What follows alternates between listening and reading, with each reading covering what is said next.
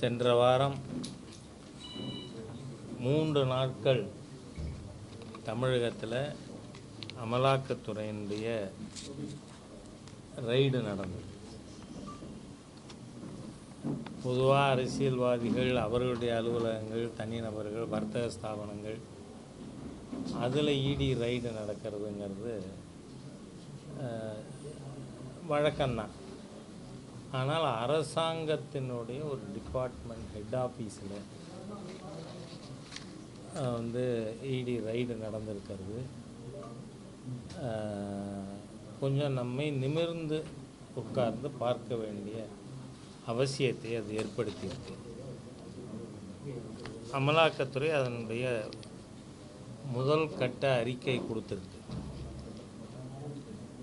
அதில் 3 விதமான விஷயங்கள் குறிப்பிடப்பட்டிருக்கு. டாஸ்மாகில் அதிகபட்ச சில்லறை விலை எம்ஆர்பி ரேட்டை விட அதிக விலைக்கு மது விற்பனை நடந்திருக்கிறது. மது விநியோக ஆர்டர்களுக்கு மது உற்பத்தி ஆலைகள் அதிகாரிகளுக்கு லஞ்சம் கொடுத்திருக்கிறார்கள்.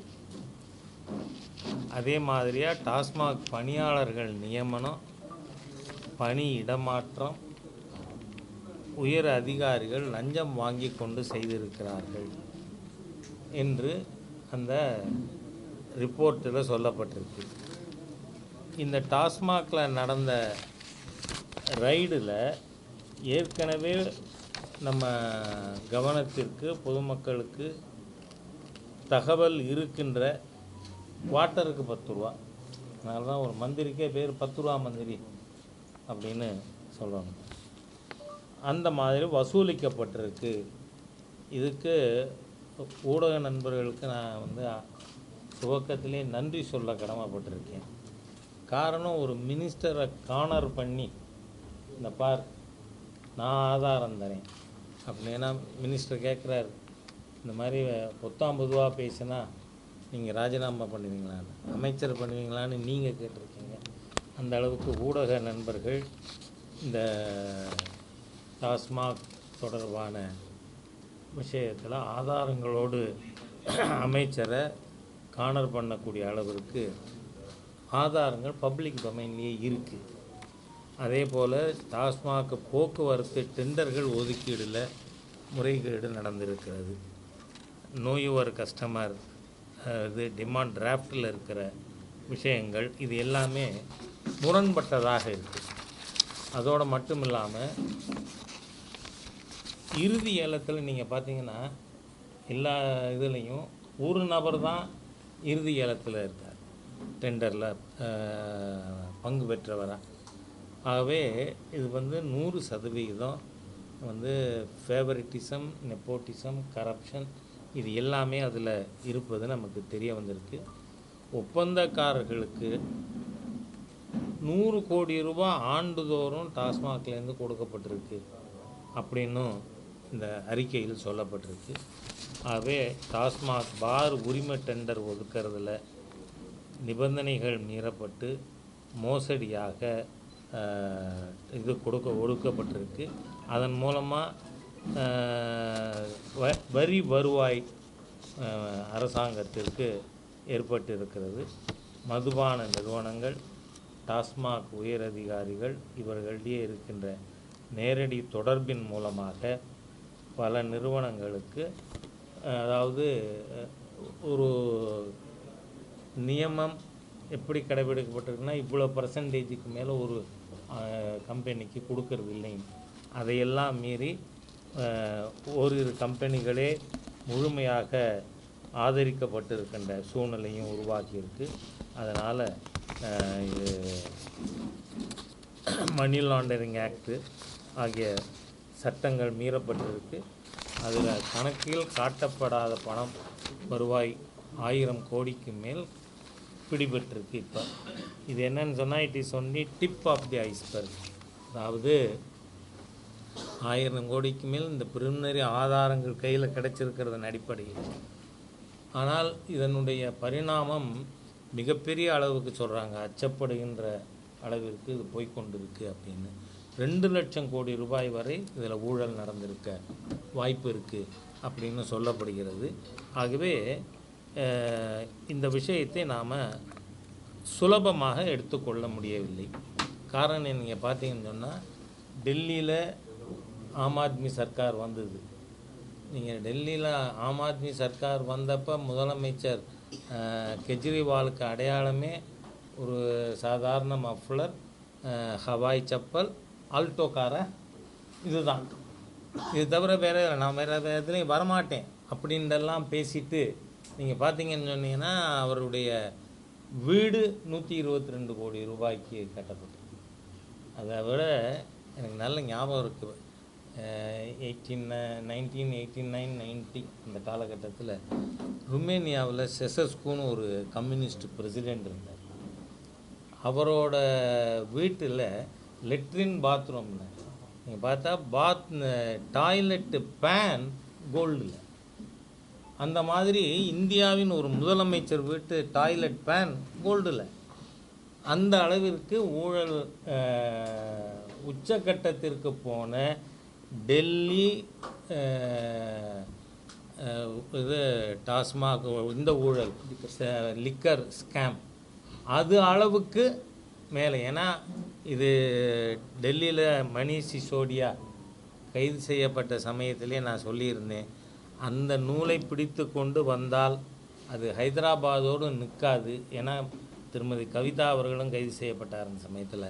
இது சென்னைக்கே வரும். அவை இன்றைக்கி பார்த்தா டெல்லியில் ஏற்பட்ட சாராய ஊழல், சத்தீஸ்கரில் பிடிபட்ட சாராய ஊழல் அதை விட பல மடங்கு பரிமாணத்திலே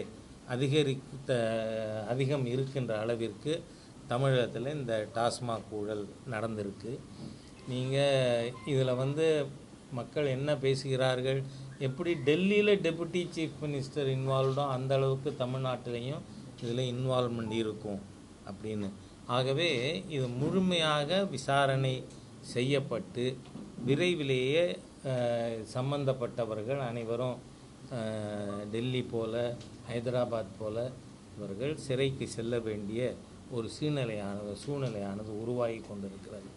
அதனால் பாரதிய ஜனதா கட்சி, அரசாங்கம், என்ஃபோர்ஸ்மெண்ட் டைரக்டரேட்டு அவர்கள் செய்கிற இன்வெஸ்டிகேஷன், அதனுடைய நடவடிக்கைகள் அது ஒரு புறம் இருந்தாலும் இன்றைக்கி மக்கள்கிட்ட கொண்டு போய் சேர்க்க வேண்டிய ஒரு மிகப்பெரிய அவசியமானது இருக்கிறது. அதனால் பாரதிய ஜனதா கட்சி நாளை மறுநாள் சென்னையில் இந்த டாஸ்மாக் ஊழலை கண்டித்து மிகப்பெரிய ஆர்ப்பாட்டம் இருக்குது. அதோடு மட்டும் இல்லை, 5000த்திற்கும் மேற்பட்ட டாஸ்மாக் கடைகளுக்கு எதிராகவும் பாரதிய ஜனதா கட்சி போராட்டம் நடத்தும். நாம் ஏற்கனவே சொல்லியிருந்தோம் டாஸ்மாக் கடைகளையே மூடணும்னு.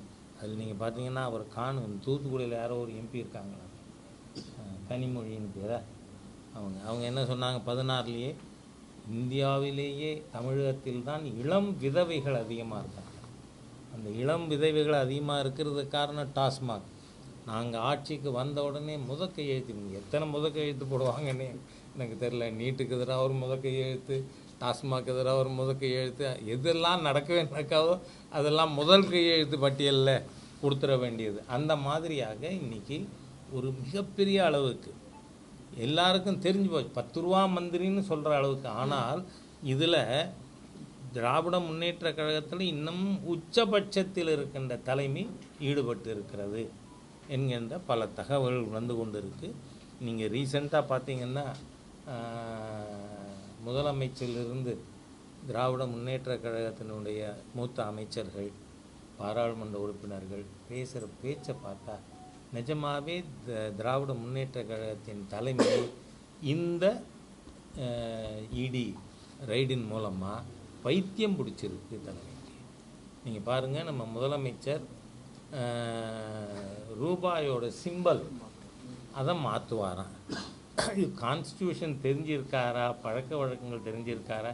இப்போ நாம் எழுதும் பொழுதே ரூபாய் இத்தனை ஆயிரம், இத்தனை லட்சம் போடுறோம், அது ஒரு பெரிய விஷயம் கிடையாது. ஆனால் கவர்மெண்ட்டு அதுக்குன்னு ஒரு சிம்பல் அப்ரூவ் பண்ணி இவர் அதை மாற்றி தமிழில் போடுறாரு.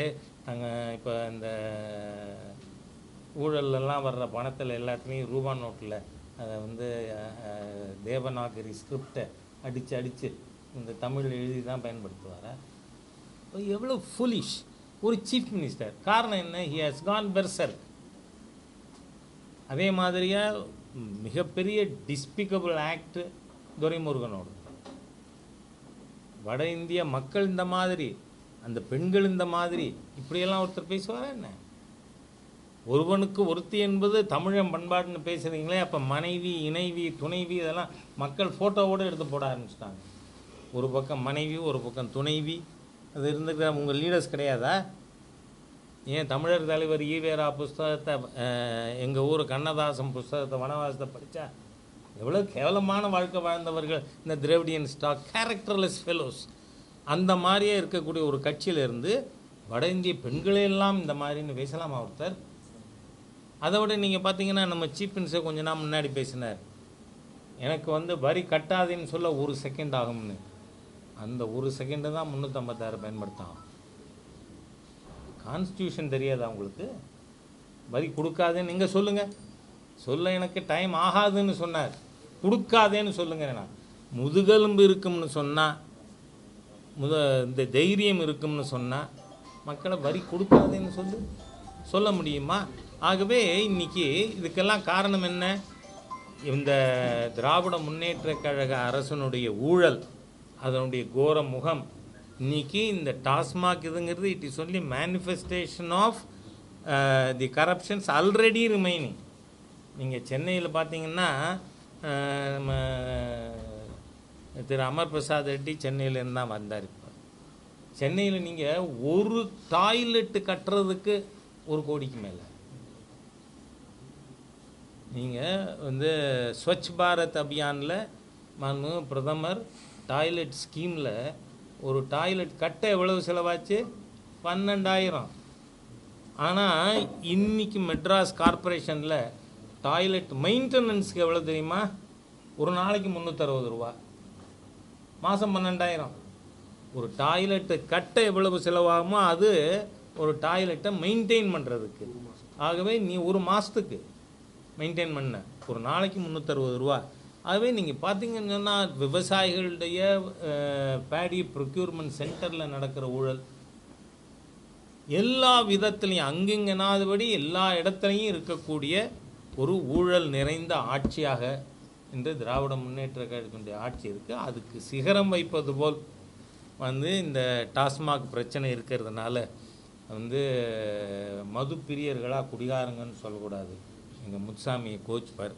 அதனால் அவர்களுக்கும் புரிகிற மாதிரியாக இந்த விஷயத்தை மக்கள்கிட்ட எடுத்து செல்லணும். அப்படிங்கிறதுனால பாரதிய ஜனதா கட்சி நாளை மறுநாள் மாநில தலைவர் திரு அண்ணாமலை தலைமையில் போராட்டம் துவங்குகிறது.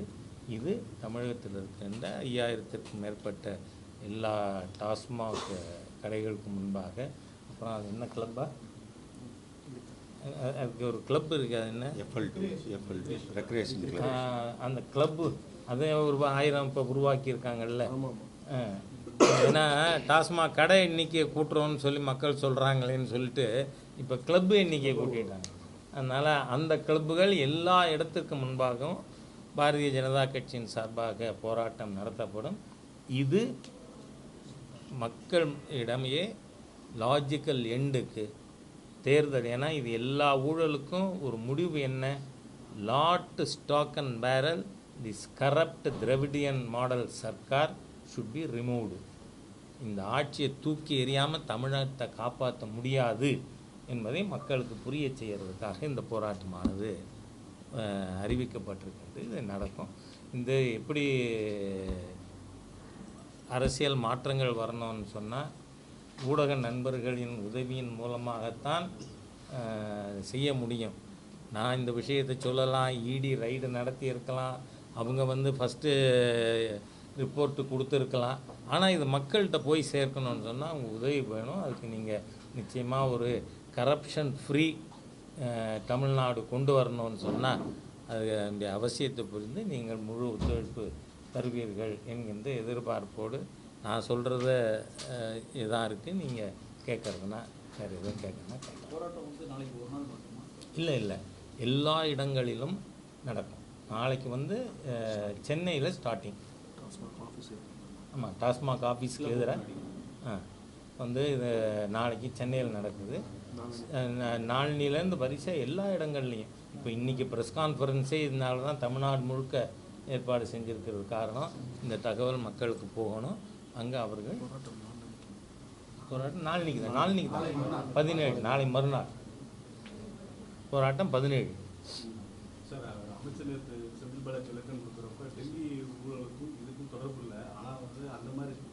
ஓ, தனியாக பண்ணியிருக்கு அப்படிங்கிறாரு. அதை நான் ஒத்துக்கிறேன். இவர் தான் சட்ட ரீதியாக 470 நாள் ஜெயிலில் இருந்தார்னு பார்த்துருக்கோம்ல. சட்ட ரீதியாக தானே இருந்தார், உள்ள நீதிமன்றம் தானே உள்ளே வச்சுது. அதனால் இப்போ ஈடியும் உங்களுக்கு ஒரு விஷயம் நான் சொல்கிறேன். இன்றைக்கி தமிழ்நாடு போலீஸு நம்ம திருச்சியில் 4 நாள் முன்னாடி அராஜகத்தின் உச்சக்கட்டம் தமிழ்நாடு போலீஸோட நடவடிக்கை. They have become almost the boy scout of DMK காவல்துறை. அந்த மாதிரி தான் நடந்து கொண்டு இருக்கு. இங்கே நம்ம தென்னூரில் உக்ரகாளியம்மன் கோவில், அந்த கோவிலோட சொந்த இடத்துல வந்து கோவிலுடைய தேர் திருவிழா பற்றி ஃப்ளக்ஸ் வச்சுருக்காங்க. வெளியில் கூட வைக்கல, அவங்க சொந்த இடத்துல. அது ஹைகோர்ட்டில் வந்து கோவிலோட இடம்னு தீர்ப்பு இருக்குது. ஆனால் அதற்காக பிஜேபியினுடைய இங்கே மாநகர ஜெனரல் செக்ரட்டரி காளீஸ்வரன் உட்பட 6 நிர்வாகிகளை ரிமாண்டு பண்ணியிருக்கு போலீஸ். What is this? ஆனால் இதெல்லாம் கோர்ட்டில் நிற்குமா? நிற்காது. ஆனால் உங்களுக்கு சொல்கிறேன், நான் தமிழ்நாடு போலீஸுடைய கேசஸுடைய conviction rate it is not even 20%. ஆனால் இன்னி வரைக்கும் இடி கேசஸுடைய கன்விக்ஷன் ரேட் 95%.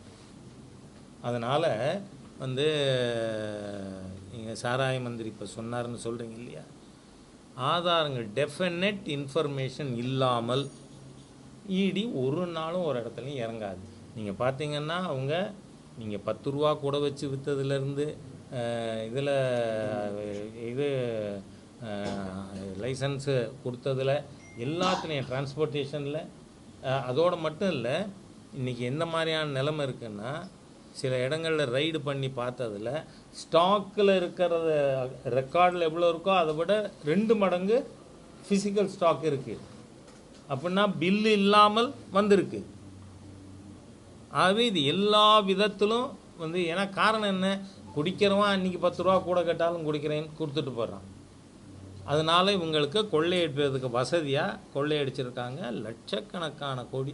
அந்த பணம் இருக்கிற சரியான வார்த்தை பயன்படுத்தணும்னா திமிரு தான் 200க்கு மேலே சீட்டு ஜெயிப்போம்னு பேசுறதுக்காக. பண திமிர். எங்கள்கிட்ட பணம் இருக்க விலைக்கு வாங்கிடுவோம் நாங்கள் அப்படி நினைக்கக்கூடிய. ஆகவே இந்த மோசமான தீய சர்க்கார் வீட்டுக்கு அனுப்பப்பட வேண்டும். இல்லைன்னா தமிழ்நாட்டுக்கு விடிமோட்சம் இல்லை அப்படிங்கிற சூழ்நிலை வந்திருக்கு.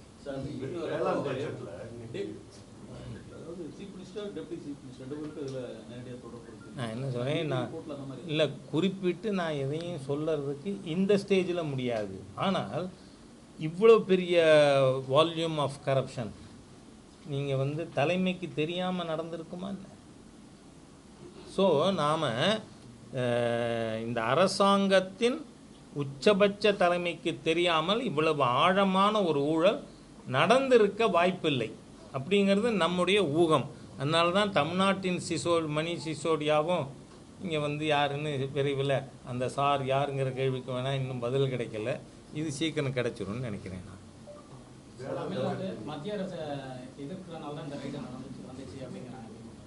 நீங்கள் அதனால தான் நம்ம 3 வருஷம் முன்னாடியே குவார்ட்டருக்கு 10 ரூபா வாங்குறாருன்னு ஊடகங்களில் வந்தது, மக்கள் சொன்னாங்க. அதெல்லாம் மத்திய அரசாங்கத்தை இவங்க எதிர்க்கிறாங்கன்னா, மத்திய அரசாங்கத்தை எதிர்ப்பது என்பது உங்கள் வாய்ச்சவடா. நீங்கள் மத்திய அரசாங்கத்தை எப்படி எதிர்க்க முடியும்? அதுவும் திராவிட முன்னேற்ற கழகமா? நான் கேட்குறேன், 62 வரை திராவிட முன்னேற்ற கழகத்தின் கொள்கை என்ன? அடைந்தால் திராவிட நாடு, இல்லையேல் சுடுகாடு. இப்போ அந்த கோரிக்கை சுடுகாட்டுக்கு போய் இவங்க யாரும் போகலை இன்னும் சுடுகாட்டுக்கு. 62ல் டிஎம்கேவோட ஜெனரல் கவுன்சில் கூடி என்ன தீர்மானம் போட்டீங்க? ஏன்னா அப்போ ரூல் என்ன, இது ஆக்ட் என்ன அமெண்ட் பண்ணியிருந்தாங்க? பிரிவினை கேட்டால் அந்த கேட்கின்ற கட்சி தேர்தலில் போட்டியிட முடியாதுன்னு. நான் காற்றுல பேசலை. திரு சி.என். அண்ணாதுரை அவர்கள் தலைமையில் திராவிட முன்னேற்ற கழகத்தினுடைய பொதுக்குழுவை கூட்டி we are not asking for state autonomy, we only ask for more autonomyன்னு தீர்மானம் போட்டிங்களா இல்லையா? அதனால் உங்களோட மத்திய அரசை எதுக்கிற தைரியமெல்லாம் எவ்வளோ தூரம் அப்படிங்கிறதும் தெரியும். நீங்கள் ஊழலுக்காக டிஸ்மிஸ் செய்யப்பட்ட ஒரு அரசாங்கம் உண்டுன்னு சொன்னால் இந்தியாவிலேயே முதல் டிஎம்கே சர்க்கார் தான். 76 ஜனவரியில் திராவிட முன்னேற்ற கழக அரசாங்கம் திரு எம்ஜிஆர் அவர்கள் அன்றைய பிரதமர் திருமதி இந்திரா காந்திக்கு கொடுத்த புகார் பட்டியலின் அடிப்படையில் DMK government was dismissed. Dravida Munnetra கழகத்தை சேர்ந்த எல்லாரும் ஜெயிலில் வைக்கப்பட்டார்கள். அந்த சமயத்தில் மிசாவில் கைது ஆகலைனாலும் திரு மு.க. ஸ்டாலின் அவர்கள் அந்த சமயத்தில் கைது செய்யப்பட்டார். ஜெயிலில் திரு ஸ்டாலின் அவர்களை தாக்க போலீஸ் வந்தபொழுது இடையில வந்து அந்த அடியை தான் வாங்கி கொண்டு செத்து போனார் சிட்டி பாபு. இது எல்லாம் நடந்தது. ஆனால் 80 நீங்கள் என்ன பண்ணீங்க? கதவை சாத்திண்டு இந்திரா காந்தி கிட்ட கும்பிட்டு விழுந்து நேருவின் மகளை வருக நிலையான ஆட்சி எதிர்கன்னு கேட்கலையா? உங்கள் தைரியம் என்னன்னு எங்களுக்கு தெரியுங்க. தி டிஎம்கேஸ் bluff ஆஃப் bravery has been called so many times. அதனால் உங்களை டீல் பண்ணுறதுக்கு இதெல்லாம் தேவையில்லை. இது மக்களை பாதிக்கின்ற ஊழல் மிகு அரசுங்கிறதுனால நான் எல்லா துறையிலையும் சொல்கிறேன். ஈவன் எஜுகேஷன் மினிஸ்ட்ரியில் தமிழ்நாட்டில் எங்கேயாவது நீங்கள் கம்ப்யூட்டருக்கு புக்கு பிரிண்ட் பண்ணி கொடுத்துட்டீங்களா? ஆனால் அது ஸ்கீமில் இருக்குது. சென்ட்ரல் கவர்மெண்ட் அதுக்காக உங்களுக்கு பணம் கொடுத்துருக்கு. அதே மாதிரியாக ஒவ்வொரு பள்ளிக்கூடத்துலேயும் கம்ப்யூட்டருக்கு குவாலிஃபைடு கம்ப்யூட்டர் டீச்சர் அப்பாயிண்ட் பண்ணணும். அதுக்காக இந்த ஸ்கீமில் ஒரு டீச்சருக்கும் 15,000 ரூபா சென்டர் பணம் கொடுக்குது. ஆனால் நீங்கள் வெறும் ஆஃபீஸில் டேட்டா என்ட்ரி ஆப்ரேட்டர் வச்சு கிளாஸ் எடுக்கிறீங்க. எத்தனை ஊழல்! கொடுக்குற காசெல்லாம் வாயில் போட்டுக்கிறதா? அது இவ்வளவு மோசமான சர்க்கார். நீங்கள் we are collecting so many informations. அதனால் நீங்கள் சென்டரை எதுக்கிறதுனால அப்படி இப்படிலாம் பேச வேண்டாம். சார், ஏற்கனவே 9 லட்சம் கோடி கடன் இருக்குது சார். இப்போ 1.62 லட்சம் கோடி வந்து நிதி திரட்டுவதற்காக கடன் வாங்கிறது. நாம் வந்து ஸ்டேட் கவர்மெண்ட் டெட்டு இதோட இது வந்து கடந்து வந்த பாதையை நாம் பார்க்கலாம். 2006 the total debt of Tamil Nadu was just 26,000 crores. வெறும் 26,000 கோடி தான் தமிழகத்தினுடைய கடனாக இருந்தது. அப்போ அந்த சமயத்தில் எனக்கு நல்ல ஞாபகம் இருக்குது. திமுகவின் தேர்தல் அறிக்கை தான் ஹீரோ அப்படின்ட்டு எங்கள் கண்டனூர் சிதம்பரம் பேசினார். அந்த மாதிரியாக நீங்கள் பேசினார்ல அன்னைக்கு. அதுக்கு பிறகு தான் கேலப் ஆக ஆரம்பிச்சது தமிழ்நாட்டினுடைய கடன். இப்போது 31/3/2021 அன்னைக்கு தமிழ்நாட்டின் மொத்த கடன் எவ்வளவு? 4,33,000 கோடி. ஆனால் அது 5 லட்சம் கோடி அதிகமாக இருக்குது. கிட்டத்தட்ட 1.25 மடங்கு கூடியிருக்கு. From 4.33 lakh crores to 9.3 lakh crores. ஆகவே இந்த அரசாங்கம் எப்படின்னா, இட்ஸ் அ ரெக்லெஸ் கவர்மெண்ட்.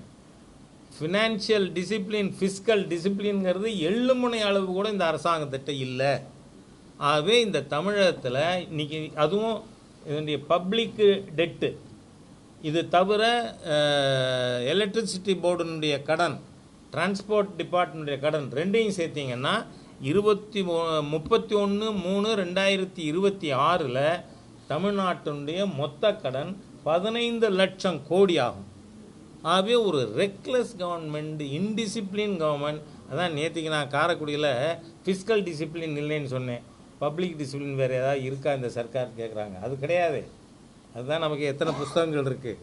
ஆகவே டோட்டலி ஃபினான்ஷியலி இம்மொராலிட்டி, இப்போ கேரக்டர் வைஸ் இம்மொராலிட்டிக் பீப்புள் கையில் மாட்டிக்கிட்டு தமிழ்நாடு முழிக்குது.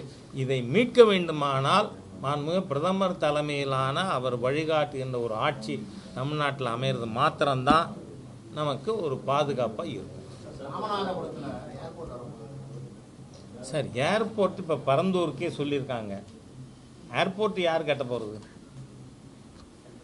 சென்டர் மார்ச் 23 இல்லை. அதனால் இவங்க அறிவிக்கலாம். Who has to do? நாம் பண்ணி கொண்டு இருக்கோம். நான் இப்போ இதுக்கே கூட மாண்புமிகு உள்துறை அமைச்சர் அவர்கள் திருமயம் வந்த பொழுது கோரிக்கை கொடுத்துருக்கேன், விரைவில் செய்கிறேன்னு சொல்லியிருக்காங்க, நம்ம செட்டிநாடு ஏர்போர்ட்டு கொண்டு வர்றதுக்காக. ஆகவே மத்திய சர்க்கார் அதுவும் உடான் ஸ்கீமில் நாம் வந்து எவ்வளவு அதிகமாக, காரணம் 2 மடங்காக இருக்குது இந்த 10 வருஷத்தில் ஏர்போர்ட்டுடைய எண்ணிக்கை. அதனால் செய்யறதுக்கு அது வந்து சென்டர் ரிக்வஸ்ட் வச்சா நீங்கள் அதுவே வேண்டாம். மெட்ரோஸ் ஃபேஸ் 2 சென்னையில் முதல்ல என்ன சொன்னாங்க, மீசையெல்லாம் தடவி இது வந்து ஸ்டேட் கவர்மெண்ட் ப்ராஜெக்டாக இருக்கும் அப்படி தான் சொன்னாங்க. இட் வில் பி ஃபுல்லி அந்த second phase of expansion state government இதாக இருக்கும். அதுக்கப்புறம் பணம் இல்லைன்னு போய் கேட்டீங்க, சரி சொன்னோம். இப்போ 60% சென்டர் கொடுக்குது. இப்போ நேற்றுக்கு பட்ஜெட்டில் அலாட் பண்ணியிருக்கிறது கூட இந்த 40% ஷேர் ஆஃப் தி ஸ்டேட்டு தான், மீதி 60% சென்டர் தான் கொடுக்கு. அந்த மாதிரி அது நீங்கள் எவ்வளோ கோரிக்கை வச்சாலும் மக்களுக்காக, தமிழக மக்களுக்கு பாரதிய ஜனதா கட்சி செய்யும். Sir last time Senthil Balaji அரசும் போது தொட்டுப்பார்லாம் சொன்னார் முதல்வர். இப்போ வந்து ரொம்ப கம்ஃபர்ம் அடைக்க வச்சுக்கிறாரு. தொட்டுடுவாங்கன்னா நீங்கள் கேட்டதுக்காக நான் சொன்னேன். நான் வந்து எனக்கு ஒன்றும் டெஃபினட் இன்ஃபர்மேஷன் எங்கிட்ட இல்லை. சார் நான் என்ன சொல்கிறேன், சிஎம்மாக இருந்தாலும் என்ன எக்ஸப்ஷனா? இப்போ கெஜ்ரிவாலுக்கு கெஜ்ரி தான் இருக்கார், வாழை கட் பண்ணிட்டாங்க மக்கள். என்ன கெஜ்ரிவாலை பிடிச்சி உள்ள வைக்கலையா? அவங்க என்ன நான் ஜெயிலில் இருந்துட்டே சைன் பண்ணுவேன், அப்புறம் அதுவும் பண்ண முடியாதுன்னுட்டாங்க. அதனால் நான் வந்து சஜஸ்டிவாக எதுவும் சொல்லலை. பட் யாராக இருந்தாலும் சட்டம் எல்லாருக்கும் ஒன்று தானே, அதுக்காக சொல்கிறேன். நீங்கள் தப்பாக நினச்சிட வேணாம். சேலத்தில் மும்மொழி கொள்கைக்கு ஒரு ஆசிரியர் வந்து ஆதரவு தெரிவித்து கைது பண்ணியிருக்காங்க பிரிட்டோரியல். சரி, நல்ல வேளை இந்த கேள்வி கேட்டீங்க, வரவேற்கிறேன். இந்த மும்மொழி கொள்கைங்கிறது state government it is hypocritical. நான் என்ன சொல்கிறேன், மொத்தம் சில லட்சங்கள் முன்ன பின்ன இருக்கலாம். மாணவர்கள் படிக்கிறவங்க தனியார் பள்ளிகளில் 56 லட்சம் பேர் படிக்கிறாங்க. அரசு பள்ளியில் தனியார் பள்ளியில் 56 லட்சம் பேர் படிக்கிறாங்க, அரசு பள்ளியில் 52 லட்சம் பேர் படிக்கிறாங்க. அந்த தனியார் பள்ளிகளில் are they not free to have any number of languages? சரி, உண்மையிலேயே அறிவுக்கு தடை போட முடியுமா? படிக்கிறதுக்கு தடை போட முடியுமா? நான் வந்து ஒரு சில விஷயத்தில் டோட்டலி ஐ டிஃபர். நீங்கள் பார்த்தீங்கன்னா 5ஆவதுக்கு ஏன் எக்ஸாம்னு கேட்குறாங்க, 8ஆவதுக்கு ஏன் எக்ஸாம்னு கேட்குறாங்க. 5, 8லலாம் மாணவர்கள் பப்ளிக் எக்ஸாம் எழுதி அனுபவம் இருந்தால் தான் 10th கான்ஃபிடென்ஸோடு போக முடியும். அதனால் கல்வியில் போய் தடை போடுறேன்னு பேசுகிறதே தப்பு. திரு சந்திரபாபு நாயுடு அவர் சொல்லியிருக்கா, 3 என்ன என் குழந்தைகள் 10 படிக்கட்டும் அப்படின்னு. ஆகவே ஆசிரியர்களுக்கு உரிமை இருக்குது, கேட்குறதுக்கு பெற்றோர்களுக்கு உரிமை இருக்குது. எங்கள் குழந்தைக்கு இந்த மொழி படிக்கணும், ஆப்ஷன் தானே, நீ கொடு, அலோவ் பண்ணு. இஷ்டம்னா மாணவர்கள் படிக்கட்டும், யாரும் கம்பல் பண்ண முடியாதுல்ல. ஆனால் வந்து அன்பில் பொய்யாமொழி பையன் வந்து ஃப்ரெஞ்சு படிக்கலாம், ஆனால் என் ஏழை தமிழ் விவசாயி பையன் படிக்கக்கூடாது, குறவழியை பிடிப்போம். வாட் இஸ் திஸ் நான் சென்ஸுங்கிறேன். அதனால் முதல்ல இவங்க, நான் அந்த தேவநாகரிக்கே சொல்கிறேன், அது வந்து ஸ்டாலின் குடும்பம் நடத்துகிற சன்ஷைன் மாண்டிசோரி ஸ்கூலில் நீங்கள் ஹிந்தி சம்ஸ்கிருதம் சொல்லிக் கொடுக்கலான்னா ஏன் கவர்மெண்ட் ஸ்கூலில் சொல்லிக் கொடுக்கக்கூடாது? அது மாத்திரம் எப்படி தடை பண்ணுவீங்க? Are they not hypocrites? அதனால் நான் என்ன சொல்கிறேன், இது வன்மையாக கண்டிக்கத்தக்க விஷயம் சேலத்தில் நடந்திருக்கிறது. ஆசிரியர்கள் வெளில வரணுங்கிறேன்னா, வெளியே வாருங்கள், உங்கள் மனதில் இருப்பதை சொல்லுங்கள். மாணவர்களுக்கு எவ்வளோ லாங்குவேஜ் வேணாலும் நாங்கள் சொல்லிக் கொடுப்போம். அது கற்றுக்கிறது. ஆமாம், பீஃப் சாப்பிடலாமா கூடாதாங்கிறதுக்கு என் தட்டு என் உரிமை சொன்னீங்கள்ல, என் படிப்பு என் உரிமை கிடையாதா சார்? அது மாத்திரம் ஸ்டாலின் உரிமையா? யோசிச்சு பார்க்க வேண்டாமா? இப்போது உங்கள் சன்ஷைன் ஸ்கூலில் சொல்கிறாங்க 1 லட்சம் 1.5 லட்சம் ஃபீஸ். அதே கல்வி என் பேத்தி படிக்கிற 1500 ரூபாயில் சென்ட்ரல் ஸ்கூலில். ஆகவே நீங்கள் காஸ்ட் ரெசிஸ்டன்ஸ் இருக்குது, ஹை காஸ்ட்டில் ப்ரைவேட் ஸ்கூலில் படிக்க வேண்டியிருக்கு. அதே குவாலிட்டி ஆஃப் எஜுகேஷன் கவர்மெண்ட் ஸ்கூலில் கொடுத்தா என்ன கொடுக்கணும்? நீங்கள் இல்லைங்கிறதுக்கு என்ன ப்ரூஃபு? இதே அரசியல்வாதிகள் ப்ரூஃப். நீட் வந்தால் அரசு பள்ளிக்கூட மாணவர்கள் பாதிக்கப்படுவார்கள். ஏன் பாதிக்கணும்? ப்ரைவேட் ஸ்கூலில் ஆசிரியருக்கு சம்பளம் 10,000 12,000. கவர்மெண்ட் ஸ்கூலில் ஆசிரியருக்கு எவ்வளோ சம்பளம்? 60,000 80,000 1 லட்சம் கவர்மெண்ட் ஸ்கூலில். அப்போ இந்த ப்ரைவேட் ஸ்கூலோட ஸ்டாண்டர்டு ஏன் சார் அங்கே இல்லை? அப்போ அரசாங்கம் தப்பு பண்ணுதா இல்லையா? மகேஷ் பொய்யாமொழி அரசியல் பண்ணி கொண்டு இருக்கார், பள்ளிக்கூடங்களை கவனிக்கலைங்கிறேன்னா.